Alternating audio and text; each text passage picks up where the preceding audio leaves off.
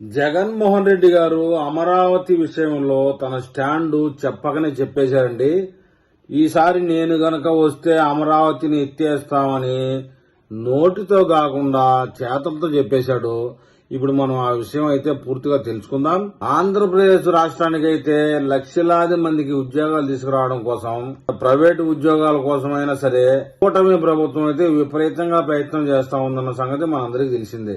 దానికి సంబంధించి భారతదేశంలోనే అతిపెద్ద ఐటీ కంపెనీ అయినటువంటి Tata consultancy service, short cut లో టీసీఎస్ అంటారు, విశాఖపట్నానికి సంబంధించి అది అతిపెద్ద క్యాంపస్ నిర్మించి దాదాపుగా 12,000 మందికి ఉద్యోగాలు ఇవ్వడానికి అయితే ముందుకొచ్చింది. దానికోసంగా రాష్ట్ర ప్రభుత్వం 22 ఎకరాల భూమిని 99 పైసలకే లీజుకి ఇవ్వడం అనేది మనం విన్నాం. అయితే వైసీపీ నేత 7వ తరగతి చదివినటువంటి మాజీ విద్యార్థి ఒక ప్రెస్ మీట్ పెట్టడం అయితే జరిగింది. ఆ భూమిని వేలం వేసి అమ్మి వాళ్ళకి ఇవ్వండి, బహిరంగ మార్కెట్ లో వాళ్లే కొనుక్కుంటారు అని చెప్పడం జరిగింది. అదేదో నువ్వు అధికారంలో ఉన్నప్పుడు చేస్తే పోలేదంటారా నాయన అని చెప్పేసి నెటిజన్లు సెటైర్లు అయితే వేస్తున్నారు అనుకోండి.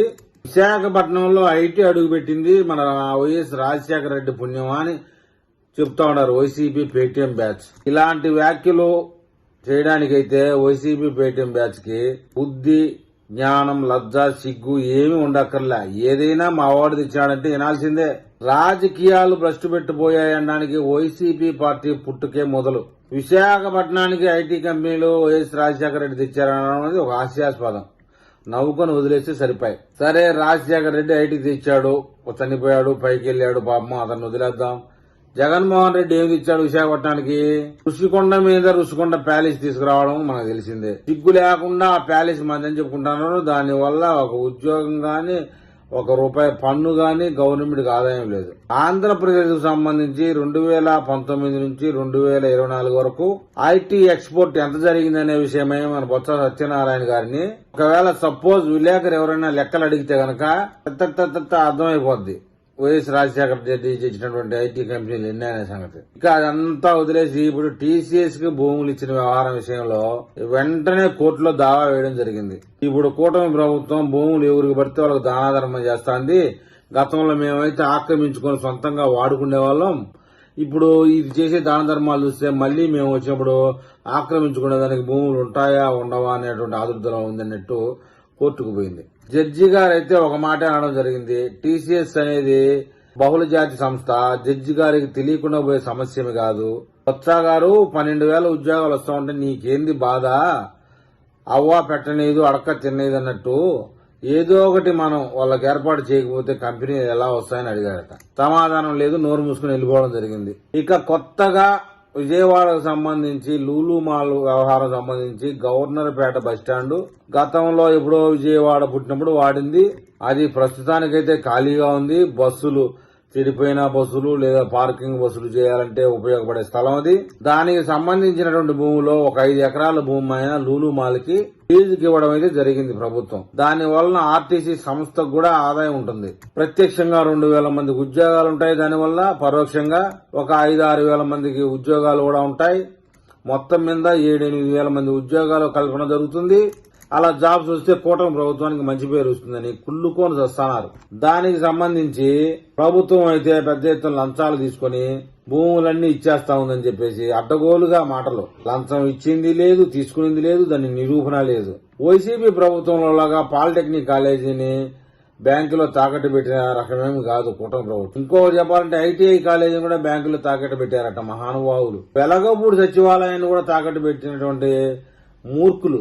ఇక చెప్పాల్సిన పని లేదు, కలెక్టర్ బంగ్లాలన్నీ కుదవలో పెట్టేశారు. ఆ విధంగా మొత్తం బ్యాంకులో ప్రభుత్వ సొమ్మునంతా బ్యాంకుల్లో పెట్టేసి 9,65,000 కోట్ల రూపాయలు అప్పులు చేసి బటన్లు నొక్కాడు. టప్కి టప్కి టప్కి టప్కి అని. కానీ బటన్లు నొక్కడం వల్ల 3,25,000 కోట్లే ప్రజల్లోకి అకౌంట్లోకి వెళ్లినప్పటికీ మిగతా 6 లక్షలు ఏమైపోయిందో మాకు తెలియదు. దానికి సమాధానం చెప్పడానికి ఎవరు సిద్ధంగా లేరు. ఇలాంటి అరాచకాలు చేసినందువల్ల 5 సంవత్సరాల పాటు ప్రతిపక్ష హోదా కూడా లేకుండా జగన్మోహన్ రెడ్డిగా ప్రఖ్యాతి చెందింది వైసీపీ ప్రభుత్వం. ఇప్పుడు వచ్చేసి ఊరికే గగ్గోలు పెడతా ఉన్నది. పిచ్చి పిచ్చి ఆరోపణలు. వైసీపీ సోషల్ మీడియా అయితేనేమి, నేరుగా జగన్మోహన్ రెడ్డి అయితేనేమి, బొత్స అయితేనేమి, బంటు అంబటి రాంబాబు అయితేనేమి, ప్రజలకు తెలిసిన నిజాన్ని అబద్ధంగా మార్చడానికి నానా సంకం ఆగుతున్నారు. మొత్తానికి విశాఖపట్నం రాజధానిగా చేస్తానని జగన్మోహన్ రెడ్డి అప్పట్లో విశాఖపట్నాన్ని ఏమీ ఏకకపోయినప్పటికీ ఇప్పుడు అమరావతికి వస్తున్నటువంటి ఐటీ కంపెనీలు చూసి ఓర్చుకోలేక చస్తున్నారు. చదువుకున్న వాళ్ళు నిరుద్యోగులుగా ఉంటేనే వైసీపీ పార్టీ మనుగడ అని చెప్పేసి ఒక ట్రిక్ అయితే కనుక్కున్నారు. ఎవరు ఉద్యోగం వాళ్ళు చేసుకుంటా ఉంటే లక్షల్లో జీతాలు సంపాదించుకుంటా ఉంటే మన పార్టీని దేకేది ఎవడు అనేటువంటి ఒక ఇది.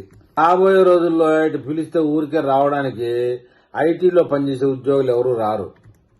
పోరంబోగులు, పని లేని వాళ్ళు, తిండి ఆ పథకాల మీద ఆశపడి బతికే వాళ్ళు మటుకు తప్ప. ఇప్పుడు చాలా మంది లక్షల్లో చదువుకుంటా ఉన్నారు. ఎవరు ఉద్యోగం వాళ్ళు చూసుకుని వెళ్లిపోతున్నారు. మన రాష్ట్రంలో ఉద్యోగ కల్పన లేకపోయినప్పటికీ బెంగళూరు, మద్రాసు, హైదరాబాదు, పూణే నగరాలకు వెళ్లిపోవడం లక్షలాది మందిని చూస్తున్నాం. అదే విధంగా మన ఆంధ్రప్రదేశ్ లో కూడా ఉద్యోగ కల్పన జరిగితే మన పరిస్థితి ఏంది అనే బాధ వచ్చింది. ఇప్పుడు వైసీపీ పార్టీ ఎట తిరిగి బీహార్ మాదిరి ఆంధ్రప్రదేశ్ చేస్తే జీవితకాలం ముఖ్యమంత్రిగా ఉండొచ్చు అని జగన్మోహన్ రెడ్డి కలాపన. అందులో ఆ పార్టీలో ఒక మూర్ఖుడు అమరావతి శ్మశానం అంటాడు, ఒకడేమో పిచ్చి చెట్లను పెంచామంటాడు, పెంచింది వాడే. అమరావతి బ్రాహ్మరావతి అంటాడు. అమరావతి రాజధాని ముంపు అనే విషయం అయితే వాళ్ళు చచ్చిపోయినాక వదలరు. మొత్తం మీద రాజధాని ఎక్కడ పెడతామనే క్లారిటీ కూడా లేదు. 3 రాజధానులు అంటాడు, కర్నూలుని డెవలప్ చేయడు, విశాఖపట్నాన్ని గుండు కొట్టిస్తాడు, అమరావతిని పిచ్చి చెట్లు ముడిపిస్తాడు.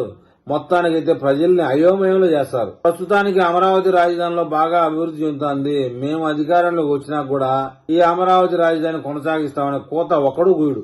అసలు విజయవాడ, గుంటూరుకి సంబంధించి అమరావతిలో రాజధాని రావడమే ఒక్కడికి కూడా నచ్చదు. వైసీపీ పార్టీలో ఏ ఒక్కడైనా కానీ రాష్ట్రానికి రాజధాని లేకుండా చేయడమే జగన్మోహన్ రెడ్డి జీవితకాల లక్ష్యం. ఎందుకంటే ఆయన ఒక కోట కట్టుకుంటాడు, ఆ కోటే రాజధాని.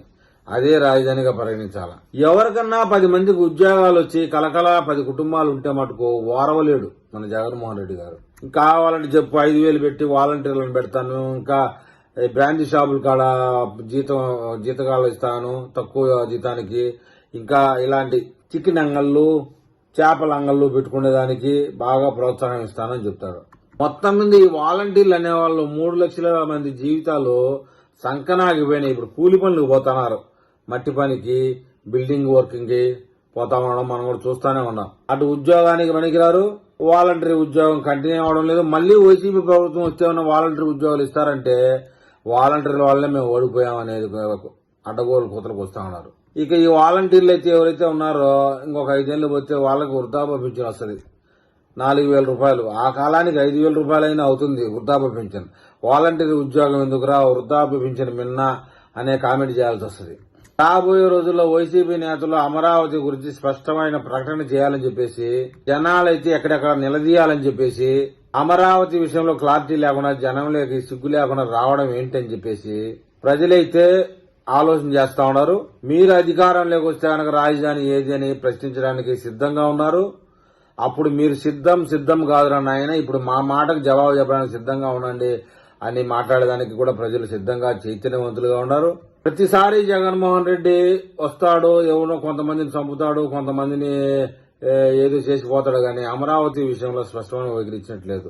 రాబోయే రోజుల్లో ఈ వైసీపీ ప్రభుత్వం ఏమన్నా అమరావతి విషయంలో స్పష్టత ఇస్తే గనక నేను మళ్ళీ ఒక వీడియో చేస్తాను. ఆ వీడియో మీకు చేరాలంటే నా ఛానల్ సబ్స్క్రైబ్ చేయండి, లైక్ చేయండి. మీరు ఏదైనా తెలపాలనుకుంటే కామెంట్ రూపంలో తెలపండి.